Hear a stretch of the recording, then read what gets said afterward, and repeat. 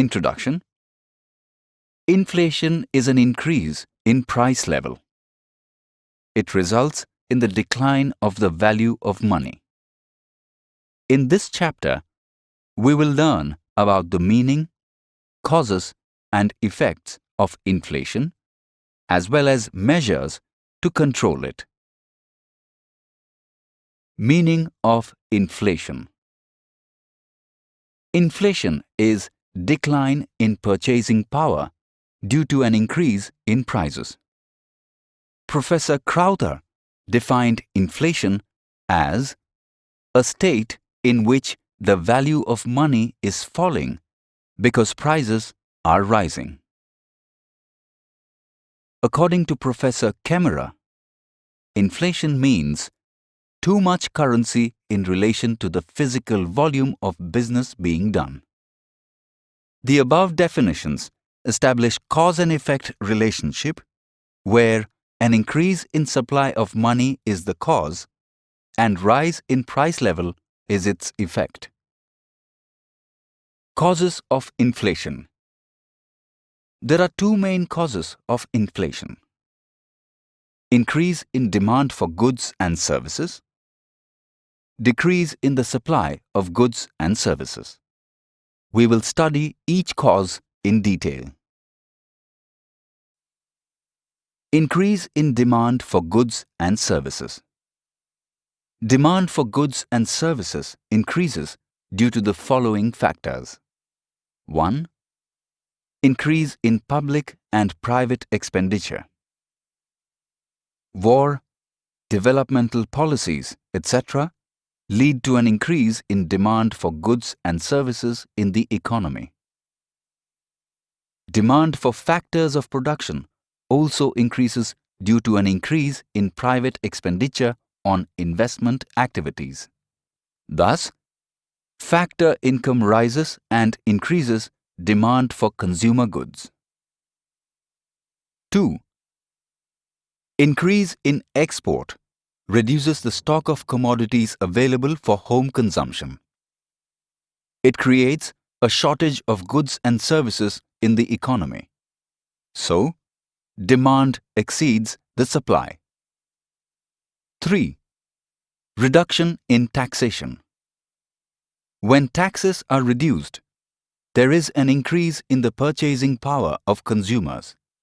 So, demand increases. 4.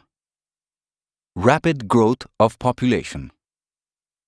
A rapidly growing population increases level of demand for goods and services. 5. Deficit financing. Government meets the deficit by borrowing from public and Reserve Bank and also by printing notes. This raises money supply. Therefore, demand and prices rise. 6. Availability of credit. An easy availability of credit raises consumers' expenditure and increases the demand for goods and services. All these factors lead to rise in demand for goods and services, which increases inflationary pressure. Decrease in supply of goods and services takes place due to the following factors. 1. Shortage of factors of production like land, labor, capital, raw materials, etc. reduce the production of goods and services. 2. Industrial disputes may lead to strikes and lockouts. In such case, industrial production falls and reduces its supply. 3. Natural calamities like flood and drought adversely affect the supply of farm products and raw materials. 4. Lopsided production. Increased production of luxury goods reduces the supply of essential goods in the market. 5. Hoarding of goods by suppliers to earn more profit reduces the supply of goods. Effects of inflation include effects on production, effects on distribution, and non-economic effects. Effects on production. A low inflation rate stimulates economic growth. Rise in price level initially leads to increase in profit ratio, investment, output, employment level, and income.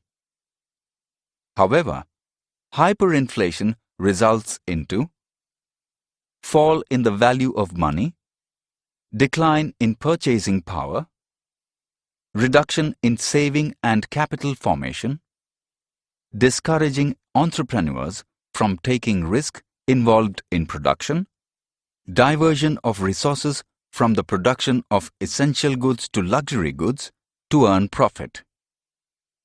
Reduction in inflow of foreign capital because foreign investment becomes less profitable due to rising cost of production. Effects on distribution. Inflation leads to unequal distribution of wealth and income in the society. So rich becomes richer and poor becomes poorer. Entrepreneurs earn more profit because prices rise faster than the cost of production. However, fixed income earners like pensioners, workers, salaried persons, etc., are adversely affected by inflation because their money income remains the same while the value of money falls. People who invest their capital in equity shares are the gainers because of rising prices. People who invest in fixed income earning assets like bonds and deposits are the losers because their income remains the same. Debtors are the gainers because they repay less when they return the debt. Creditors lose as they receive less in terms of real income. Big farmers are the gainers because prices of agricultural goods rise. However, small farmers do not gain much as the major portion of their produce is kept for self-consumption. Non-economic effects. Inflation widens the gap and creates social conflicts between the rich and poor. Inflation adversely affects moral value. For example, some businessmen resort to adulteration, hoarding, and quality deterioration to deal with inflation. Inflation leads to corruption, which reflects in political uncertainties. Measures to control inflation include monetary measures, fiscal measures, and other measures. Monetary measures. Monetary authorities aim at reducing excess money supply in an economy by using following measures. 1. Increase in bank rate.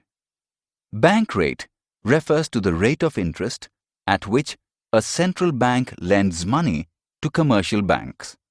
An increase in bank rate or dear money policy discourages people to borrow money from various financial institutions. 2.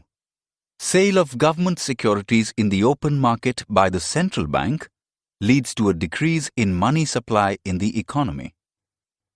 3. Regulation of consumers' credit. Commercial banks provide consumer credit to buy durable goods like car, TV, etc. Such bank credit can be controlled by increasing down payment and reducing the number of installments. 4. Increase in cash reserve ratio or CRR. CRR refers to the proportion of total deposits which commercial banks have to keep with the central bank. A rise in CRR results into lesser availability of credit through banks. It helps to control money supply. Some of the important fiscal measures to control inflation are as follows. 1. The government reduces public expenditure. 2. Increase in taxes by government to decrease their consumption expenditure. 3. The government adopts surplus budget in order to control inflation. 4. The government borrows money from market and private individuals and firms. It takes away the excess purchasing power from people. It reduces demand and hence prices come down. 5. Overvaluation discourages exports and increases availability of goods and services in a country.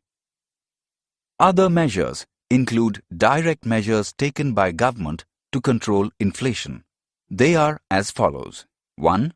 Expansion of domestic output so as to meet the ever-increasing demand. 2. Direct control of prices and rationing, that is, bringing down the upper limit beyond which prices would not be allowed to rise. 3. Adopting appropriate wage profit policy. 4. Publicity campaigns to appeal the people to control their expenditure. 5. Control of population growth.